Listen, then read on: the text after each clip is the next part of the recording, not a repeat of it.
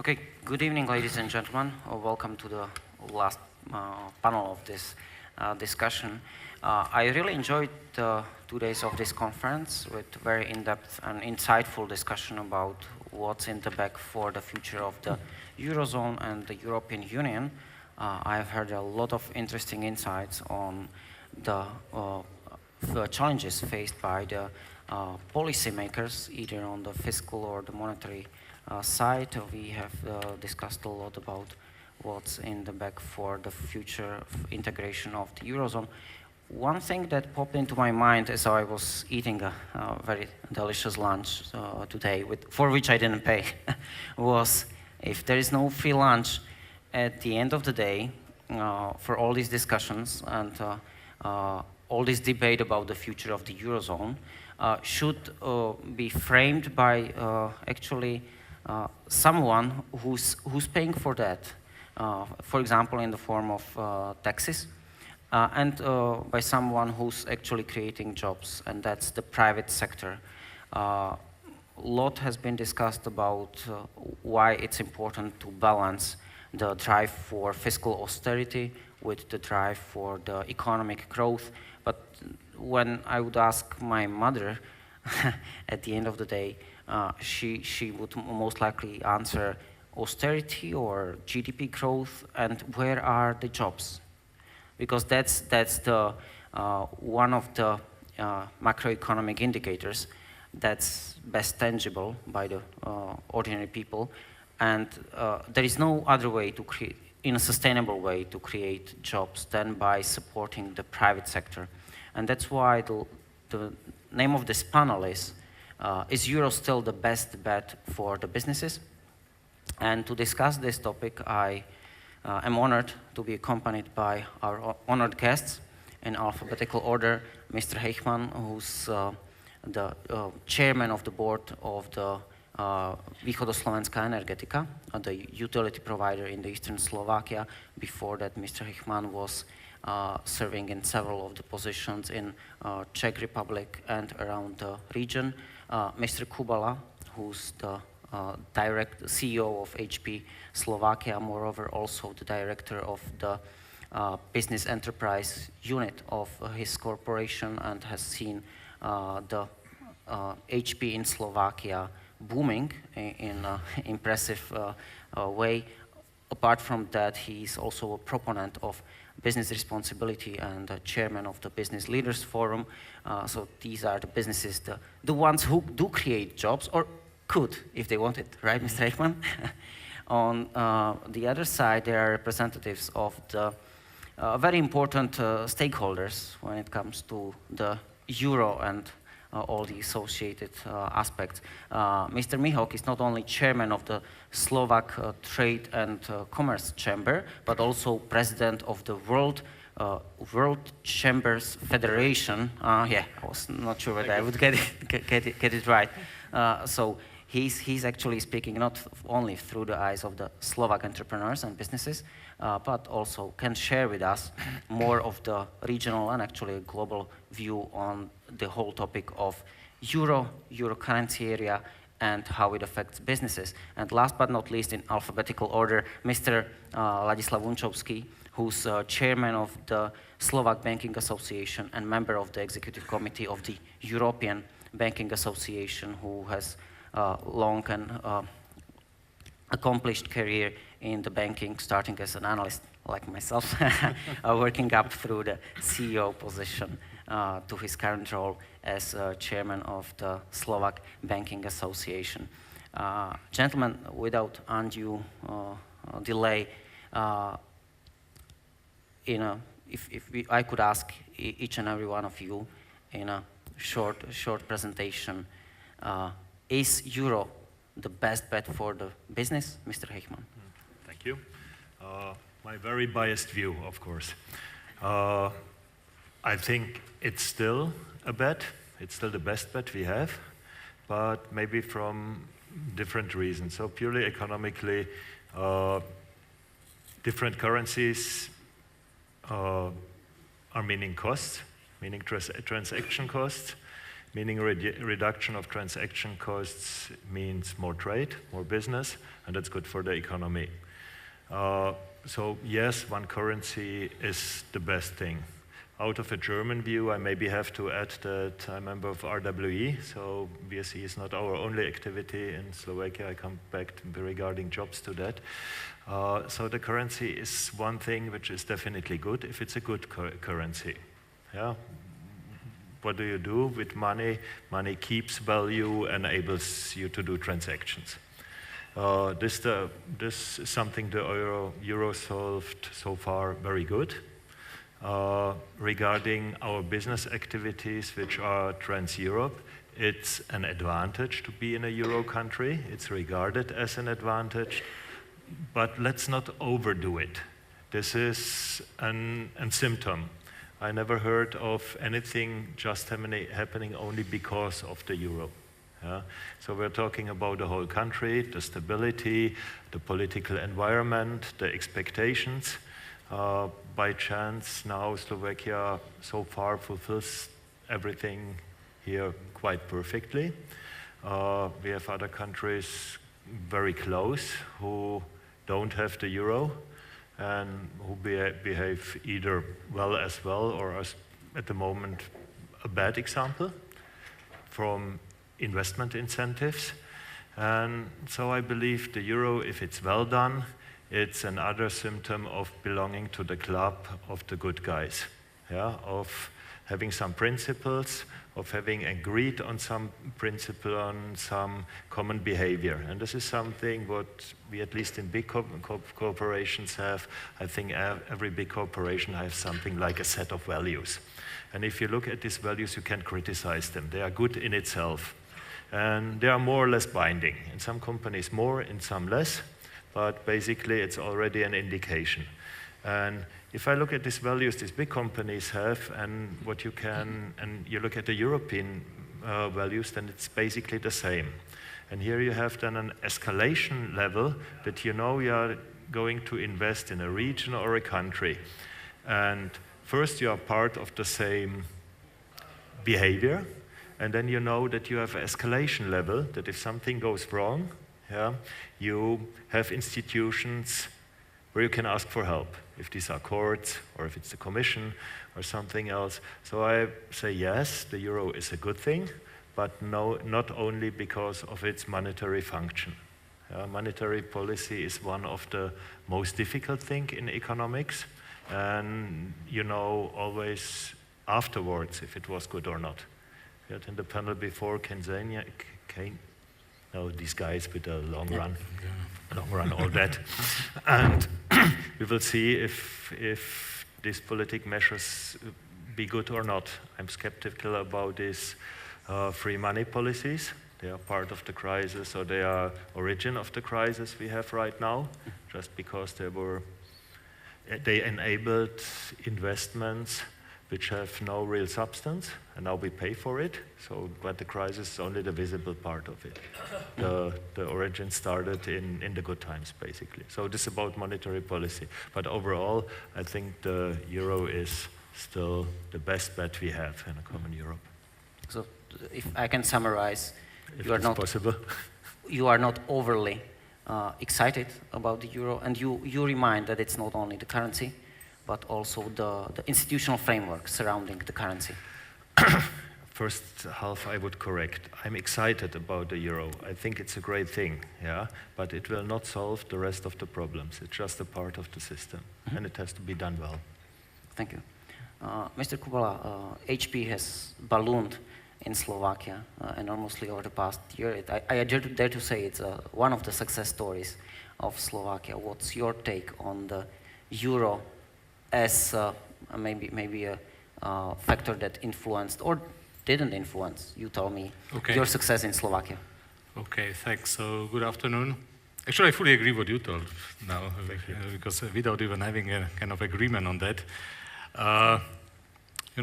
there's one difference to all the other speakers. We both are not politicians, so we do not have a job description to really defend euro. So for me, definitely, I have different views on that. I am definitely proud of being Slovak and having Slovak with euro. So that's we feel we are in the international companies. Slovakia is part of the region which is Central East Europe, and there is only Slovakia and Slovenia, kind of the euro country. And definitely we see the problems with the other countries. All the managers are lazy, in fact, so it's much easier for us to calculate. We do not need to hedge because somebody else is hedging. We do all the calculation in dollars, planning, and as well the reports. So for us would be, and I was provoking yesterday with a joke, it would be even easier to have one currency, having dollar or having US to have euro. That would be even somewhere in the future more easier because we still need to report in constant dollars and in actual dollars and so, but definitely euro is helping us. You mentioned the success story, and usually we are getting the question that we in the last 3.5 years I am leading now the Slovakian HP. We grew from 600 people to now more than 2,400. And this without having really a decision from HP to invest in Slovakia. There was no decision on kind of a global level that yes, Slovakia is selected as the country where we would invest. That countries have been Malaysia, Bulgaria for Europe, and Costa Rica for the US part. And despite this fact, Slovakia managed really to position so well on the market that we were growing, let's say, 4 or 5 times over. And I still believe we are on the beginning of the success story because if we see that we have more than 100,000 people in India, why not to have 10,000 in Slovakia? So various reasons. Definitely euro is definitely helping very much, but if I would have to summarize why I believe what is important for the country to really be a good country for investments or for growth, that would be definitely predictability on the first place. Yeah? All these companies, we do not like to have something unpredictable, something which we cannot plan, we cannot forecast, which would surprise us. Definitely euro helps in predictability, so it's easier for us to forecast, it's easier to have all these financial calculations than stability. Maybe stability would be put even on the first place, but stability and predictability somehow goes hand in hand, and stability, it's a political stability. So we should not have all the time with each change of the government a new revolution in the company that we need to change all our people, or we need to change, or we stop the business, or we grew the business. So it should be political stability, economical stability, then as well demographical, or that stability of the people, so accessibility to the skilled people. And if there are no accessibilities, because as well we are growing, like you decide now as well for a shared center. We do not have any call center here. We do not have financial outsourcing, so we do not have the guys which are doing invoices or this. We have really an high-end IT jobs here. And we have more than 8 departments, various, which are growing. So this is making me more sure that in the future we will stay here, that it will not be so easy another move towards more east.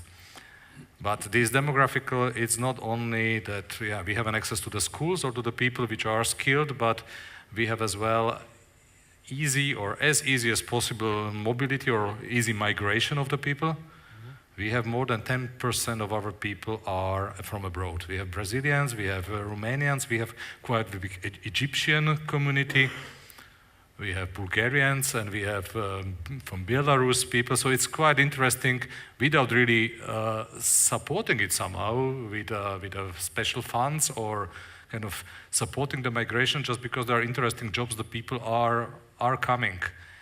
And of course that would be much easier to have it even more supported. So if I would be able to really bring in 1 week 10 Indians, to work, not to just to come here and to be 1 week, but to be half a year or 1 year to overbridge the time when we would train somebody from local people, that would even help.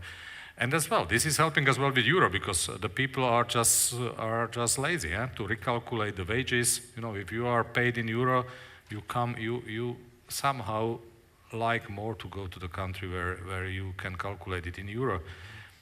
And then is as well the cultural kind of access, or the Slovakia is very well culturally positioned. So because you get people from Eastern, they are accepted in Slovakia more than they would be accepted in Czech Republic. At least they are telling it to us. or that would be in the West Europe. So all these aspects all together are making Slovakia a very interesting location. That's... Thank you. If I could quip it in a single sentence, you are very patriotic Slovak and Eurozone member, and you say it's practical for business. I have to mention one thing. I left Slovakia in '93 as a person, as a family, because of the job. I was working already for an international company and got a very good offer, so I moved to Czech, and then I moved to Geneva, and I moved to Austria, and I came back after 16 years then in 2009, and definitely all these moves, and I met a lot of Slovaks, in fact, in the various positions, and it made me proud, to be honest, that's right. So it's yeah. And as mentioned, we are not politicians, so we are benefiting or suffering from good or bad decisions of the politicians. So I strongly hope that all the politicians will do only the good decisions. And the international companies are international, so we are already in very international kind of environment. We can follow customers. If there are international customers, they are internationally kind of served. So we just need to make, or we should help our politicians to make all the decisions in that way that it will be much more easier for us to do international business. And I'm not even mentioning the data protection and number of other legislation steps which makes it much more easier to work in EU. Thank you. That was a good message to all the members of the previous panels when they discuss about the upcoming changes. Mr. Mihok, you have been serving as the chairman of the Slovak Trade and Commercial Chamber for... Chamber of Commerce and Industry. Chamber of Commerce and Industry. I apologize. For 2 decades, I believe? Yeah, you are right. So you are the best vested person to understand the feelings and what's going on among the Slovak businesses. But I can be considered I am also old-fashioned, no? After such a long period. Who knows? Well, you've been elected the president of the World Chambers Federation just recently, so I don't agree with that. But again, the floor is yours. What's your view on the euro? Is it the best bet for your businesses? Okay. Thank you very much, first of all, inviting me to be with you. So I appreciate it very much. So as you know, I represent Slovak Chamber of Commerce and Industry, which is the largest entrepreneurial structure in Slovakia. And just to give you the frame, by our members, naturally, we represent around 85% of the GDP of the country. So we have all kinds of companies based in Slovakia, either foreign companies, FDI, transnational companies, completely banking or financial sector, and a lot of SMEs, what could be probably interesting from the point of view of this panel, because we have 2 strong foreign companies here. And what's typical for Slovak economy is very large scale of SMEs. So to give you the idea how the approach of Slovak companies evaluated in the phase of preparation to join the Eurozone, and then after joining.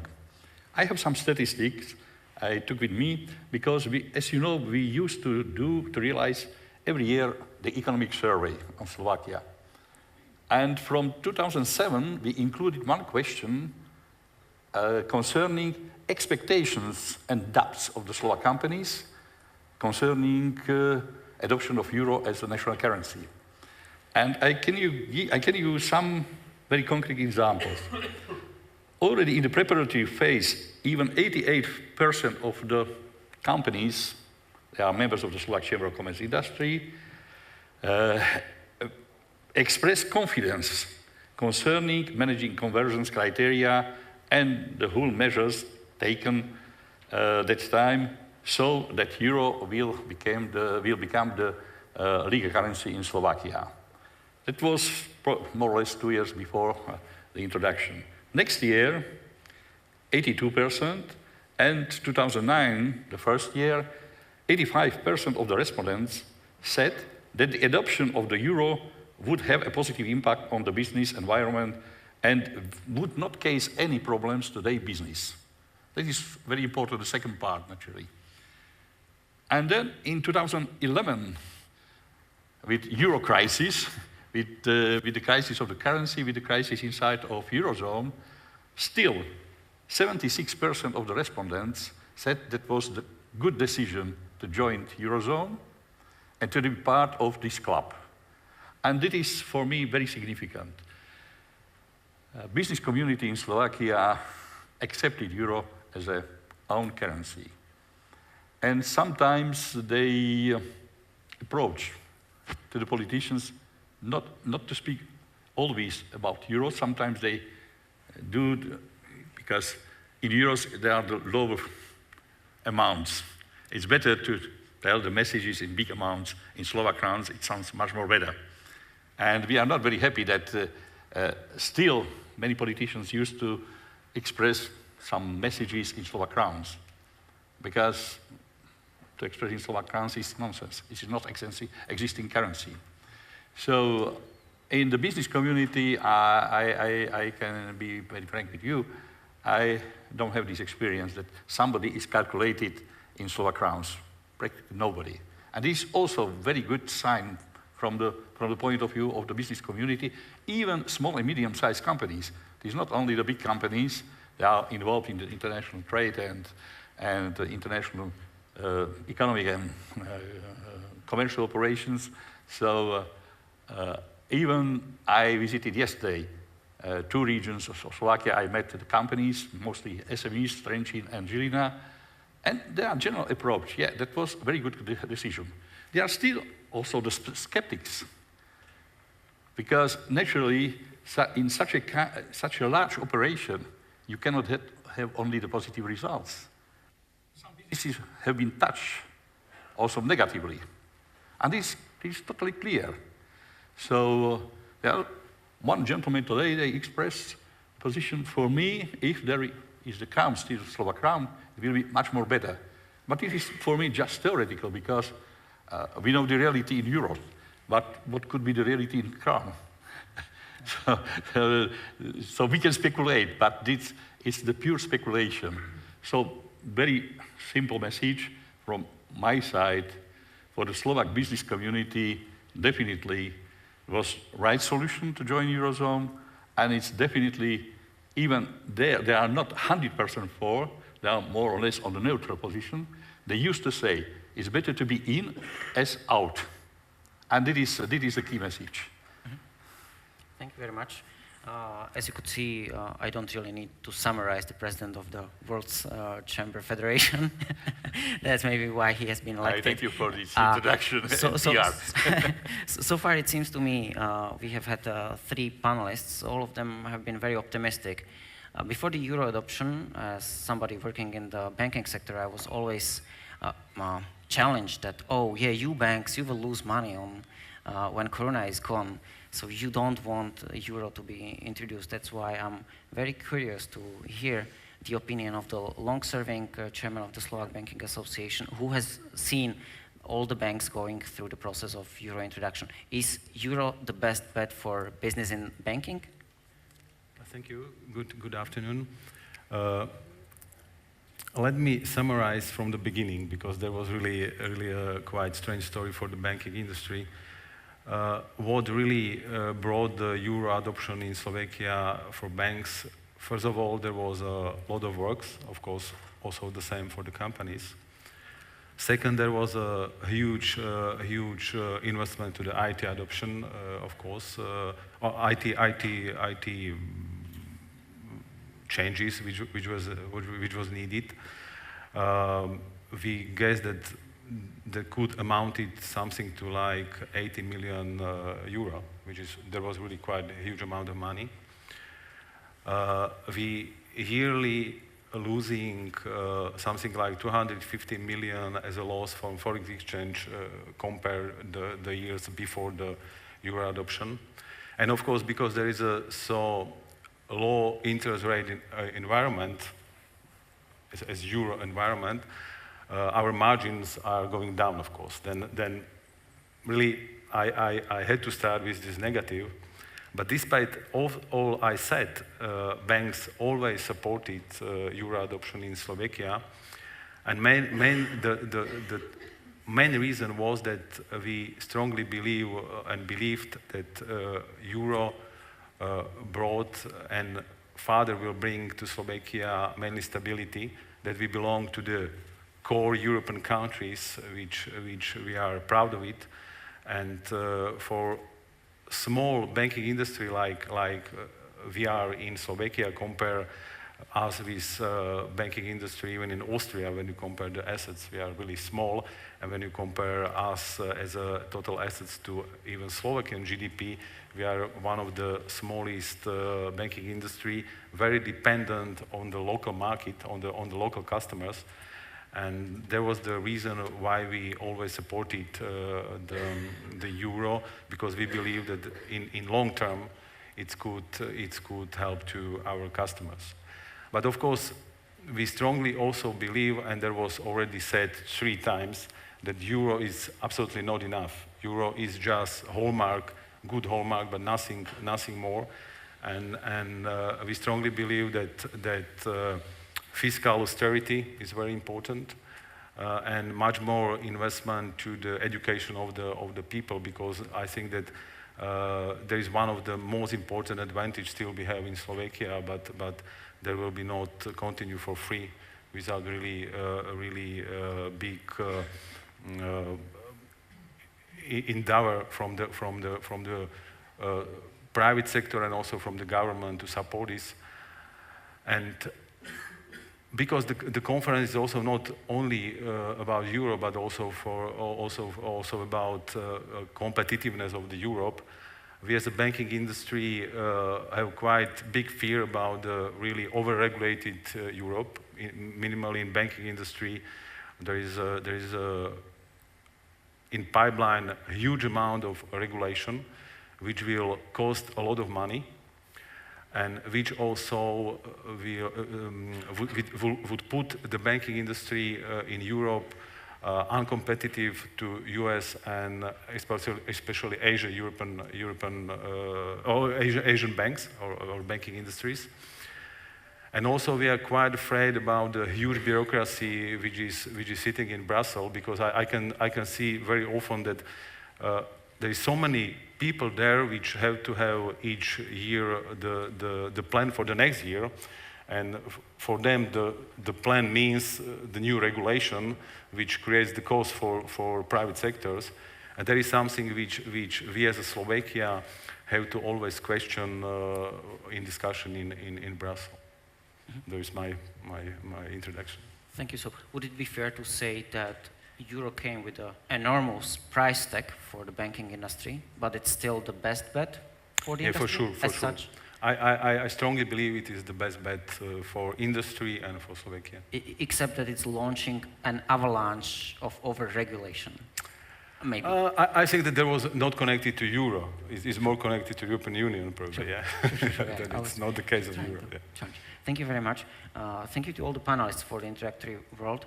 I would like to, at this moment, I would like to ask the auditorium to come up or prepare their questions, but since I'm sitting in this position, I simply take an advantage of that, and I'll ask the first questions to our panelists myself. Mr. Heichmann, again in alphabetical order. I again apologize for missing the RWE as your concerned employer, and hence I'll again turn it around into a question. Did euro adoption, or is the fact that Slovakia for foreseeable future will remain the only of the CE4 countries which has already adopted euro? Before 2008 it seemed that it's just a matter of time when Hungary, Poland, Czech Republic would do the same. Now it seems that it will take much longer than originally thought or considered.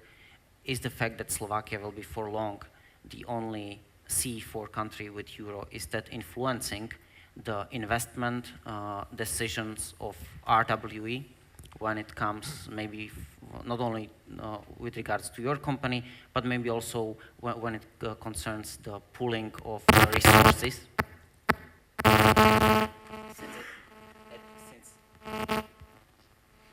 Since at the end, yeah. Difficult question. Yeah. So is euro influencing the investment decisions of your company? On the concern level. Yeah. Hello. Oh, I will speak up louder then. So it definitely is influencing, but here I am again. But it is by far not the only result. So why I mentioned RWE. So because we have not only the VSE business here, we have an IT company which serves out of Košice the whole of Germany at least, and some of the other countries. This was no big investment decision. This was a small split of VSE and developed rather fantastically and is growing and growing. Have something like 600 employees now. We will see where they will end up, yeah? Without any major decision. But of course, the SLAs, the contracts and so on are definitely facilitated through that you can calculate in euros, yeah? Because your cost structure is clear in euros for all your how you call them, are these consumers or clients or what else, it's a safe figure. Otherwise, what the colleague mentioned, you have to hedge, you save, you have to pay for it, or you have to take the risk that something develops. This is an advantage. We are now facing another investment decision, a bigger one, where a lot of countries compete. I don't know if I tell too much, strictly confident, of course, but the last 4 sites which are in the game are 2 in Slovakia. This is Bratislava and Košice. If you ask me why, the colleague here mentioned something like, not everything in life is completely rational. Yeah? So it can be that because it's good accessible via airport, via Schwechat, via direct flights. In economic terms, this is nonsense because the bulk of the business will be done by a lot of people who don't travel, but some of the more important ones find it may be suitable. So this attractiveness of the location is one thing, economic side is the other, and then comes all what we discussed before. Yeah? What are the long-term aspects? What we think will happen wages-wise? Yeah? A working moral is absolutely crucial because it's not the same. It's not even the same in Europe. Yeah? Here, Slovakia is a perfect country where, I said it already yesterday, personally, I see no difference between German working attitude and reliability and Slovak working reliability. No difference at all. We have other countries where there are differences. Yeah? You know that there were these still ongoing experiments with offshoring, so going to India and things like that. The promises were the same. They are not. Yeah? These are cultural bridges. These are attitudes. They are attitudes in risk-taking, in responsibility. And here we are in Central Europe. We are in Europe, and this is the same mind frame. So costs are important. Euro is a minor functionality in this, and then the expectations how the market will develop in the future, and with market not only the wage market but all the political environments, and then we are back to stability and so on. I see. Thank you very much. Mr. Kubal, you have this unique experience of working in a big multinational company where you best can feel this competition among the sister companies within the concern, also positioned in different countries.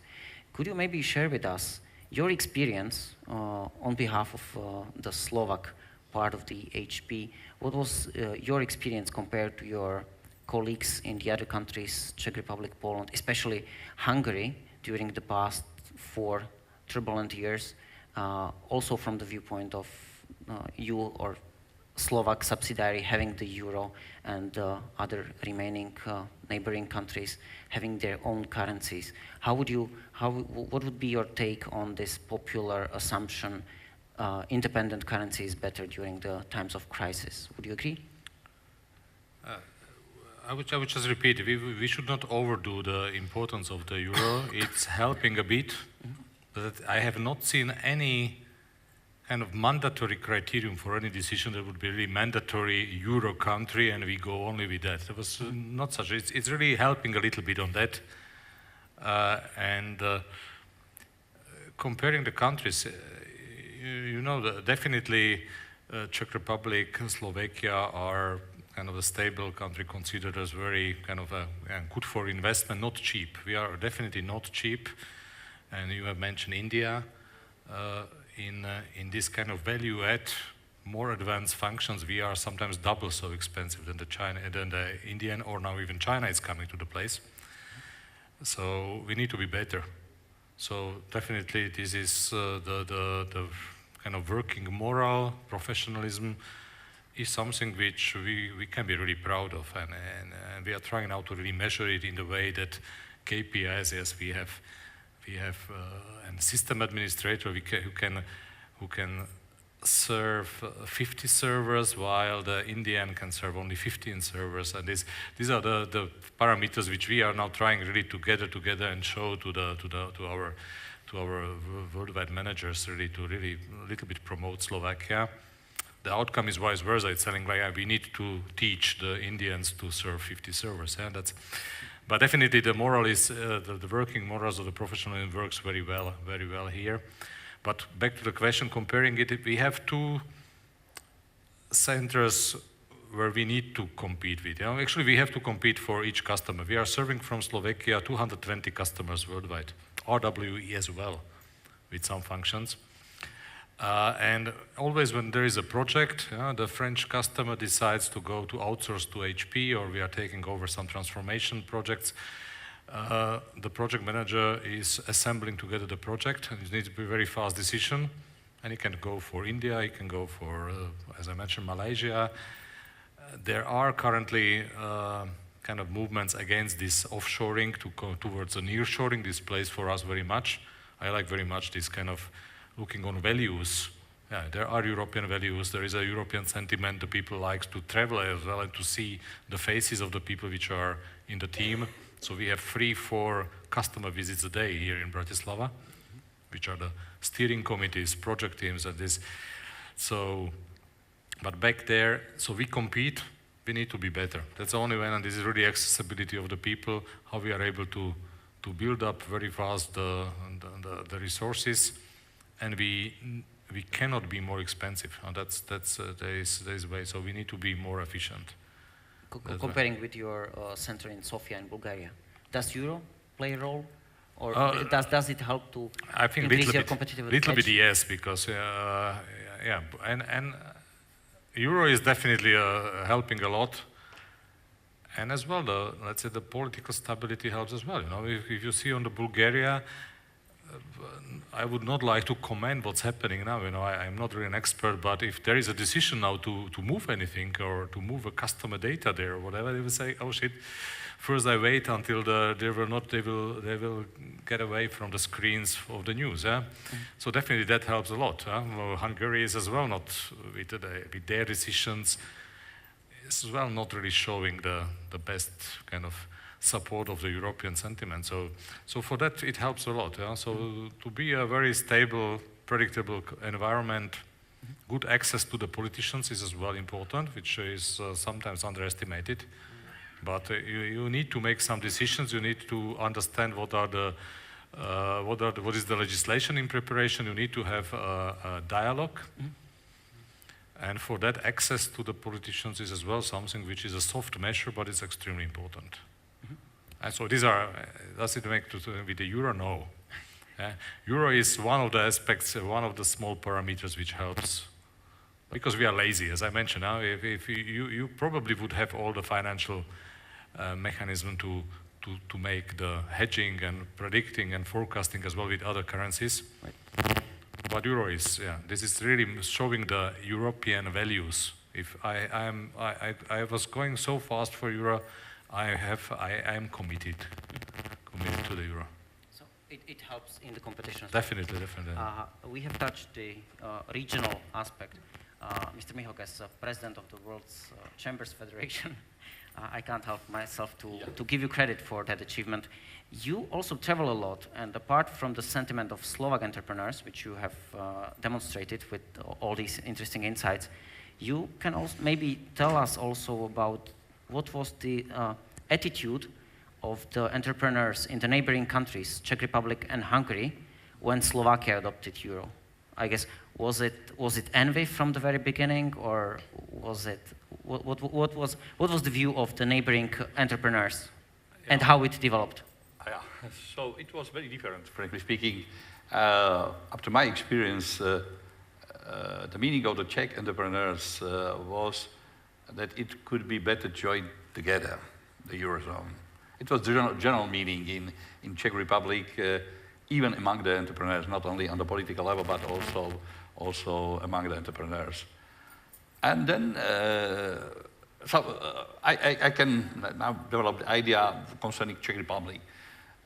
The current situation is that the Czechs would like to be in our position, because they know very well, first of all, that to fulfill under the current very turbulent conditions all the criteria to join the Eurozone will be very difficult for everybody. Plus, Czech Republic should pass through also different kind of reforms that are related to introduce the euro.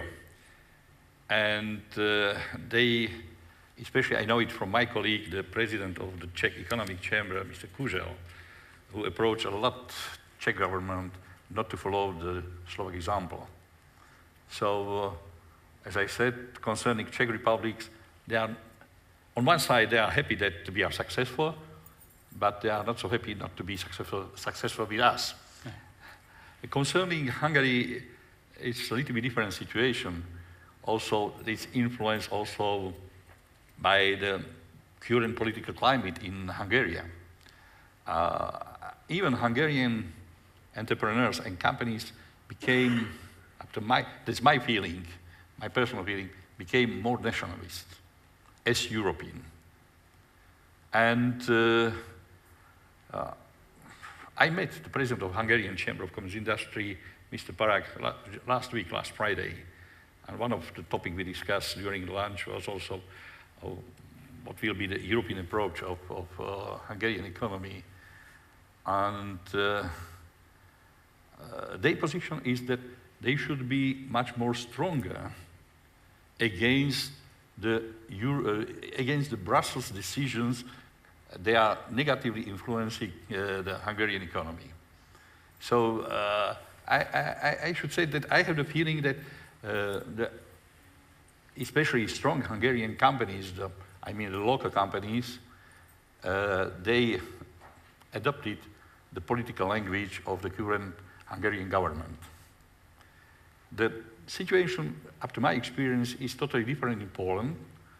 Poland has very strong pro-European drive now, also pro-Euro drive. And the Prime Minister Tusk presented several times the intention to join in the reasonable time the Eurozone. And I should say that this policy is also very strongly supported by the business community of Poland. So that is more or less my experience, my personal experience from the neighboring countries. Thank you. Thank you very much for all this insight. Before I give floor to the questions from the audience, one question from me to Mr. Unchovsky. Theoretically, you have told us that the euro cost Slovak banking sector a lot. It wasn't a cheap exercise, and it brought all these thin margins, low interest rate environment, a loss of the FX transaction fees, etc. Theoretically, again, as somebody who has a very rich experience and has followed all this process from the first hand on the top level, theoretically, if we wouldn't have adopted euro, would the banking sector be doing better, in your opinion? Especially given the fact what's happening in Czech Republic, where they anyway have a zero interest rates, and given what's happening in Hungary. There's a big question, because really when we look at the Czech Republic, they have own currency, and many politicians very skeptical towards the euro adoption. They have very similar environment for the banking industry like we have. It is very difficult. As I at the beginning said, much more influence than the euro as such is the policy of the government, is the success of our clients, how salary is increasing and people can use more banking services. There is much more important for us than euro probably. In other words, would you go back to Corona? No, no. As sure a no. bank. That's I think the clear answer. Yeah. Now it's time if we have questions from the audience. The first one, right in the front. Thank you. If you could introduce yourself. Yes, I'm Ambassador of Poland, Tomasz Chłoń. I have a question to Director Unchowski. You said that you invested a lot in order to be prepared to join the Eurozone, that your banks lost on foreign exchange. But isn't it so that as a result, the Slovak banks received some 2.5 billion deposits in euros? So that's the question to you. And to President Mihok, thank you very much for mentioning pro-European attitudes in Poland and the declarations that our Prime Minister Tusk repeated. Yes, we are going to be ready to join. We are going to meet the criteria in 2015, perhaps. There is a constitutional problem that we have to solve. And Poles are generally pro-European in their attitudes. The recent example is, in fact, today, the Polish parliament ratified the fiscal pact. But it's one way to win a debate in the parliament when you have majority. It's the other story to win the hearts when you have divisions. And euro, as a single currency, is dividing Poles. Indeed, part of the business community is in favor, those who seek stability, lower money costs, but there are those, and especially smaller and medium-sized enterprises, who are slightly concerned. And to you, Mr. President, I have a question. How to answer a very simplistic, but at the same time resonating arguments that we hear in Poland about Slovakia. Slovakia, before you entered Eurozone, your people were going to do, Polish people were coming to Slovakia to do shopping. Now it's the other way around. And this is something that the government in Poland has to tackle. Such arguments are unfortunately resonating. Thank you. So first to Mr. Unchowski, my about over liquidity. My part was, or is much easier. Honestly, I have no exact figure with me, but it's true that the deposits, of course, increased during the euro adoption, but only part of this deposit really stay with the banks, because there are simply people or customers which are, from various reasons, are not willing to keep the money with the banks, and they use the banks only like a channel for exchange the currency. But for sure there was increase in deposits. But I'm sorry, but I could not really confirm the number you said, because simply I have no these figures with me. But I understand the Slovak banking sector has been over liquid before euro and is still over liquid. Still, we as a very conservative sector, we are almost 10, 15 years still over liquid. Yeah. I mean, we have more deposit than loans. Yeah, not exactly. Over liquid, because it sounds too strong, but to have more deposit than loans. Does that answer, Mr. Mihok? So I can react. I took it as your remark, what you said. But generally speaking, so there used to be a lot of discussions. What for is responsible euro, and what for is responsible governmental policy, what for is responsible general climate, European policy, which is not only euro policy or eurozone policy, but the general frame created by European institutions. So I can give you the example.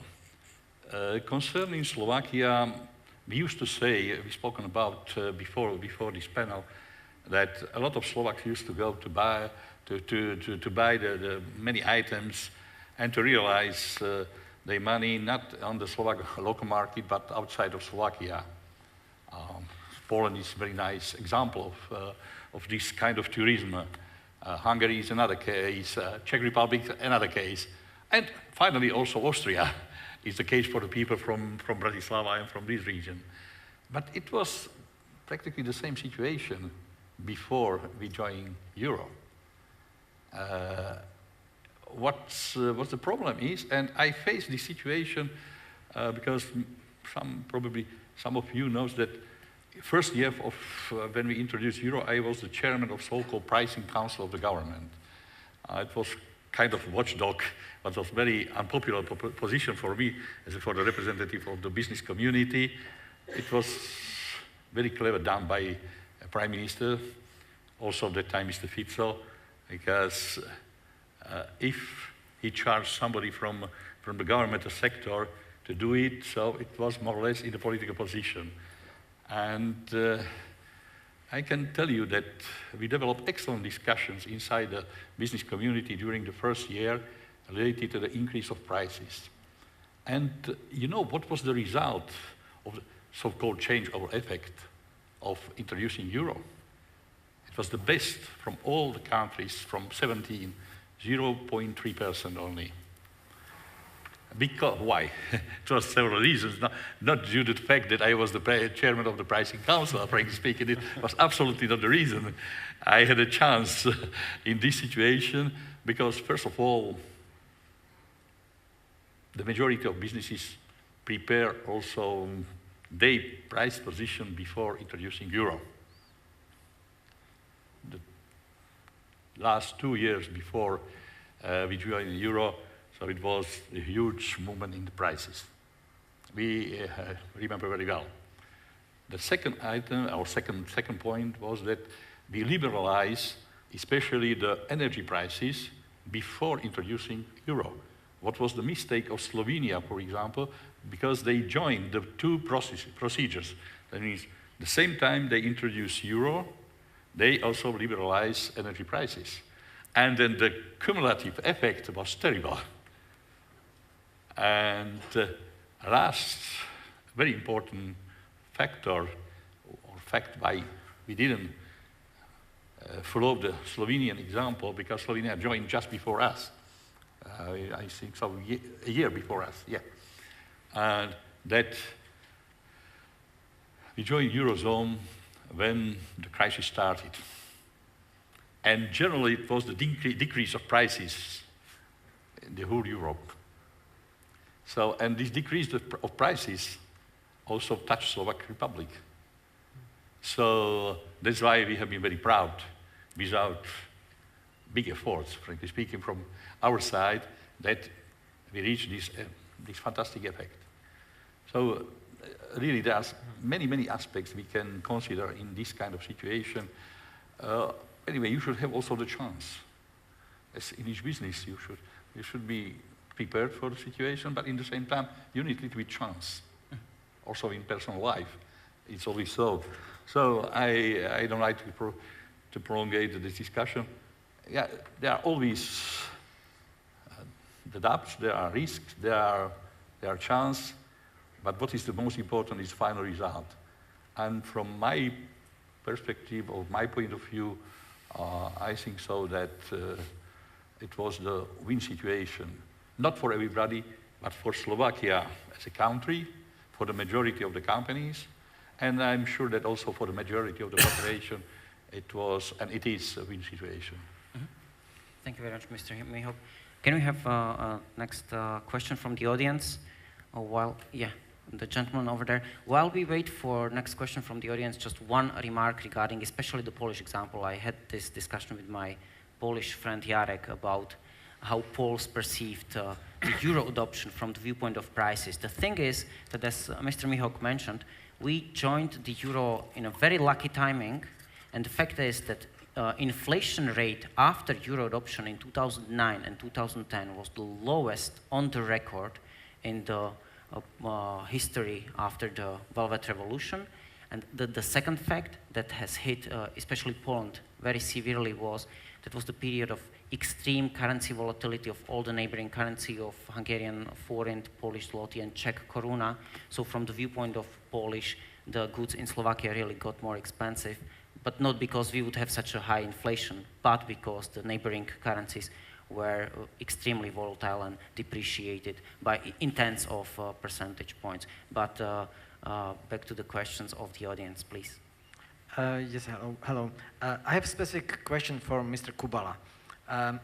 Can you compare how the economic performance of Hewlett-Packard Slovakia and Hewlett-Packard in Czech Republic has developed since the period when Slovakia joined the euro? So what was not only the effect of euro on Hewlett-Packard in Slovakia, but what was the effect of Hewlett-Packard in Czech Republic, which still has its Czech koruna? Thank you. Okay. Okay, I can try, to be honest, because to be honest, I do not have a precise answer for that. We are measuring several performances, so if you would say like really the sales performance, because we have a sales offices where we are serving the countries, then it's similar. I would not say that.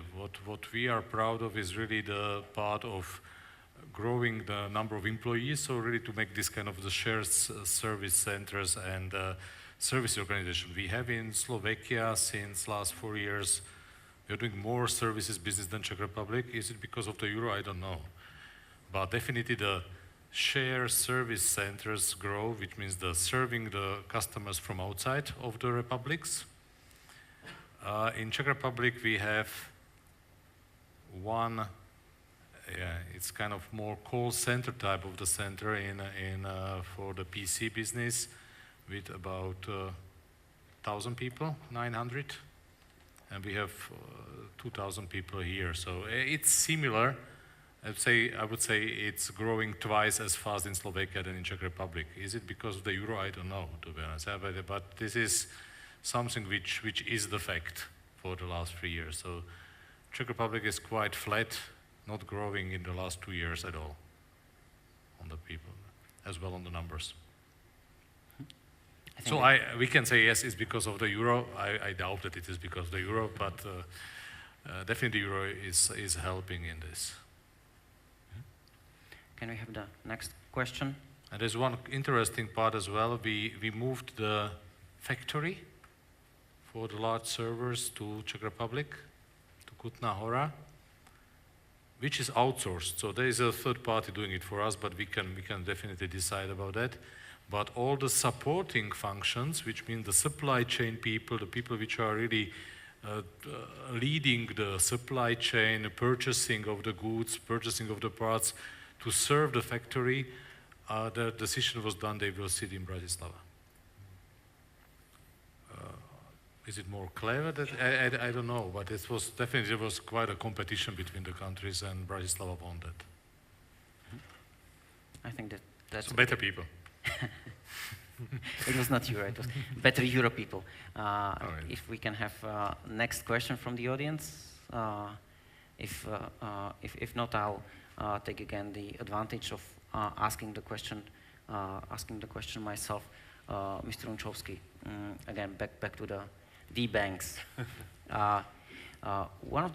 To what extent did euro adoption influence this habit that is popular in Slovakia of comparing prices and margins?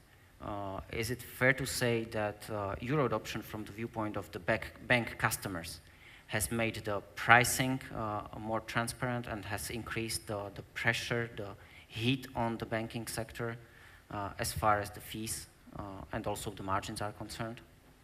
You mean if euro adoption brought more transparency? Comparing within the Eurozone, yeah? I think, for example, for corporate clients, especially corporates which really operate in also in other Eurozone countries, there is more than clear that the transparency in the interest rates for loans was evident after euro adoption.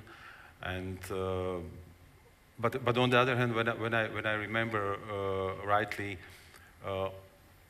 at this time the margin and the competition between among the banks towards the really big corporates or international corporates was so strong that margins was and probably still are lower than for example in Belgium or on other Western countries. That it's very difficult what really Euro brought, but transparency for sure in loans.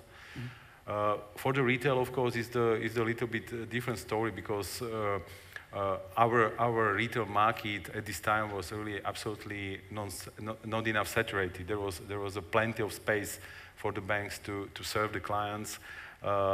Even during the financial crisis, still the loans to the retail grew up rapidly in Slovakia, but not because the banks in Slovakia are much cleverer than in Austria, for example, but really the market was simply in completely other stage of development. For the retail, the impact towards the transparency, I think the euro was almost there was almost zero. But for the corporates, for the corporates, I do believe that yes, there was a positive impact. Thank you. Can we have a next question from the audience? If not, I'll dare to turn again to the big corporates. Another, not that always that favorite group, but I think it should be favorite group.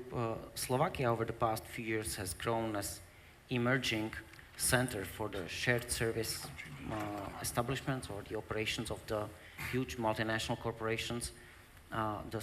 Whether because of euro or not, we have discussed that a lot. But again, a provocative question looking into the future, not only because of the euro. Do you think that Slovakia has a potential to become a new shared service hub for the Eastern Europe? So either Bratislava or Slovakia? Your personal view, given your experience within your companies.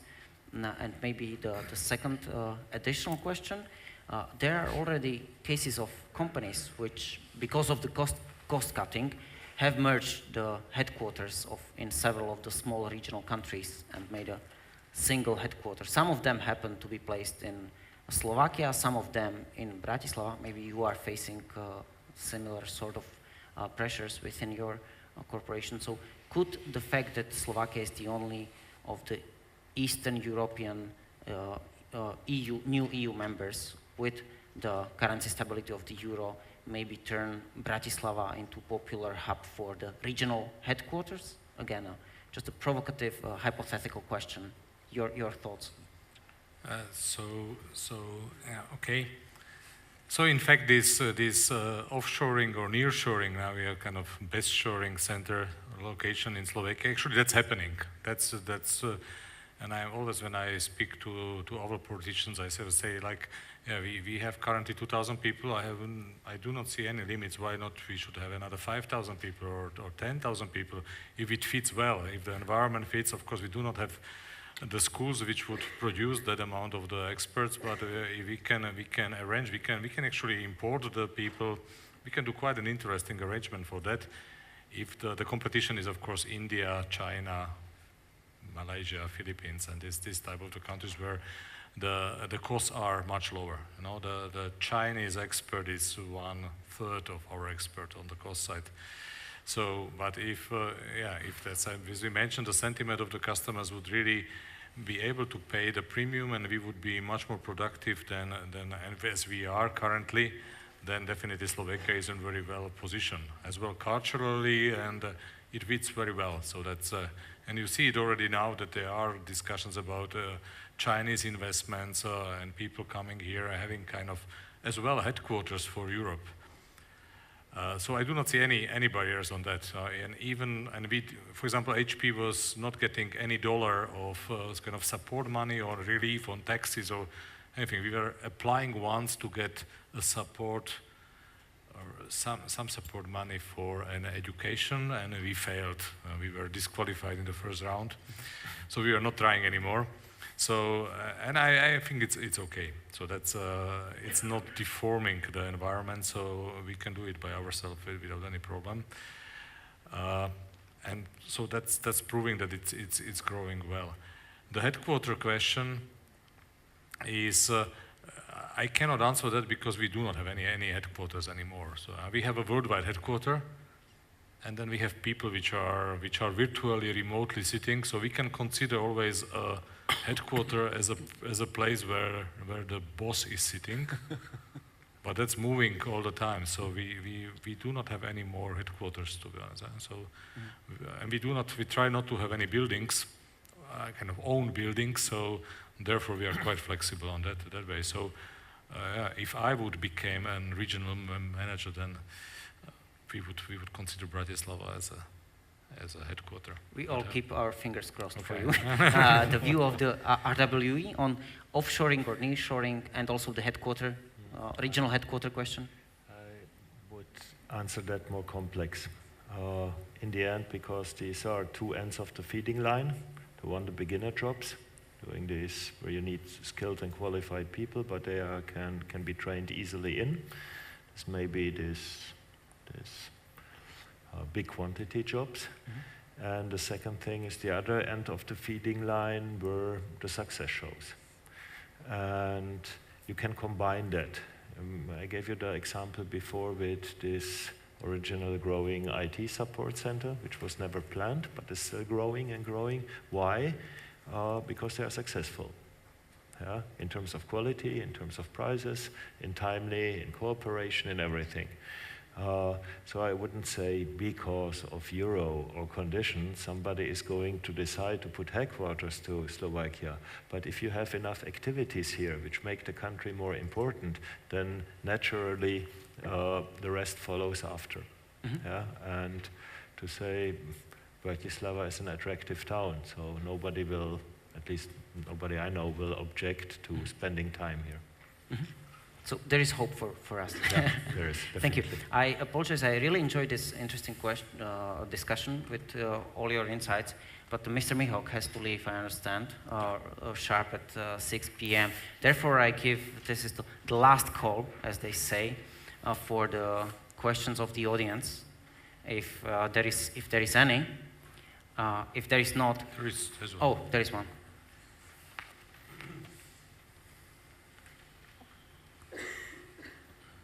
My name is Hošek. I'm independent consultant plus analyst in company Ecocrim Slovakia. And the question is geopolicy. And do you think Slovakia is a hub for Ukraine and Russia as a new period for geopolicy? Because I think as a new wave of cooperation support came from that area for Slovakia. That's the best example, renaming Volksbank to Sberbank number 2. And I think in previous generations, Slovaks either emigrate to America or either emigrate before revolution, Russian Revolution, to Russia, where they became rich or didn't survive, as my grandfather once upon a time. The question is really if Košice don't feel that market with 50 million people as Ukraine is, can't be the hub for that area. Thank you. If Mr. Heichmann wants to start first with a brief answer to the last question. Good. Okay. I can't answer that, of course, because this is somewhere in the future. I think if you look at Košice now, this is definitely multicultural territory. Yeah? There are still some who claim that it's Hungarian and so on, so you had all these influences. You have surprisingly multi-language level there, and a real one. Yeah? I know all these statistics from these competitions. You have real the qualities there. You have an open-mindedness there. Thank you. And so I think it's quite a good region also in economic terms for including other cultures, other ways of businesses. On the other way around, why I'm a bit skeptical to these next tranches, which we will face in the next years to come, definitely. Yeah? The Union doesn't have something like a wall, and at the end there are huge markets on the other side. But here I would like come back to the values. Yeah, and at least from our point of view, the European Union is something like a safeguard. Yeah? And I would welcome investment and cooperations through companies, through investments, through cross-border activities. But it will be a useful playground to see if we accept the play rules of the European Union, or if there will be a process to bend them. Yeah. So I see Slovakia as a good playing ground, but hopefully under the presumption that we stay clean.